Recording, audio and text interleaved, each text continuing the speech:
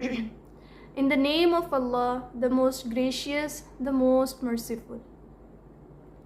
Verse number 40. O children of Yaqub, remember that favor of mine, which I bestowed upon you, and fulfill the covenant you made with me.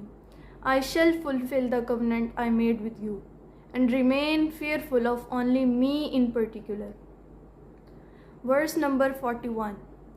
And believe in what I have sent down, confirming that which is with you, and be not the first to reject it, and accept not a petty price for my verses, and fear only me. Verse number 42. And do not mix truth with falsehood, and do not conceal the truth knowingly. Verse number 43.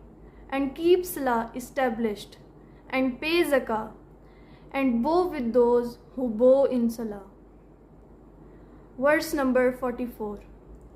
Do you order rightness to other people and forgot yourself, whereas you read the book? So do you not have intellect? Verse number 45.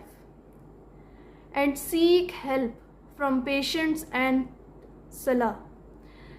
Without doubt, Salah is definitely hard, except for those who submit towards me wholeheartedly. Verse number 46. Those who are certain that they are to meet their Lord and to return to only Him. Sadaqallahu al-Azim.